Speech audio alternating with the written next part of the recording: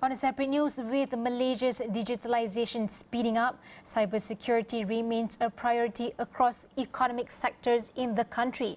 To discuss more on this, we have our correspondent Farhana Sheikh to share her experience at IBM Security X-Force Cyber Range in Cambridge, Massachusetts. Cybersecurity remains a top concern for Malaysia. In fact, according to the Malaysia Cybersecurity Strategy Report, Malaysia may face economic losses of up to 51 billion ringgit due to cyber threats. So here at the IBM X-Force Command Center in Cambridge, Massachusetts, I get to experience firsthand a cyber attack simulation to learn how to respond to it better. Here are the key takeaways.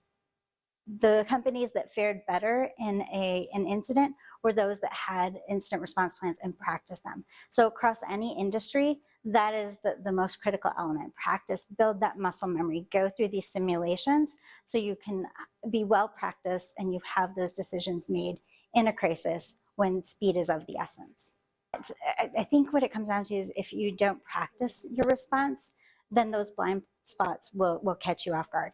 Knowing what those blind spots are going to be very tailored to or unique to any company.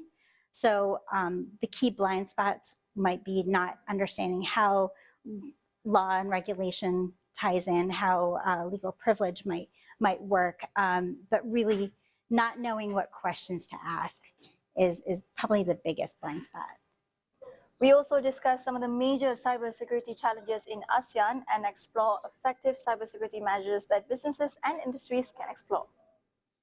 In the 2022 X-Force Threat Intelligence Index, we found that Asia was the #1 top attacked continent.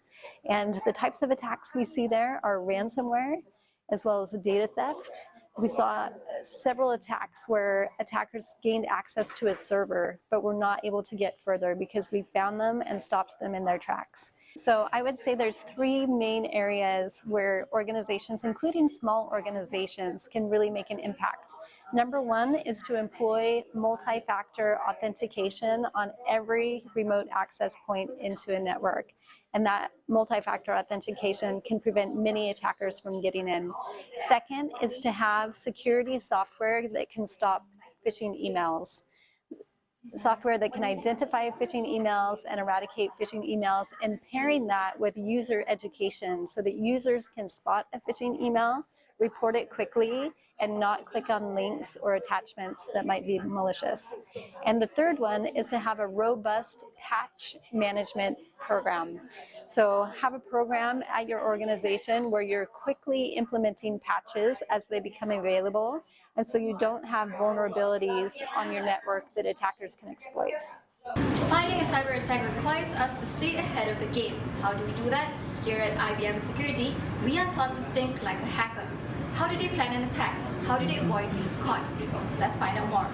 One insight I definitely would want defenders to deeply understand is that the attacker is going to land, that compromise is going to happen, but that doesn't mean the inevitability of breach, that you can effectively defend what matters the most and be resilient in the face of that compromise and make sure that the things that your business runs on is not lost as a result of it.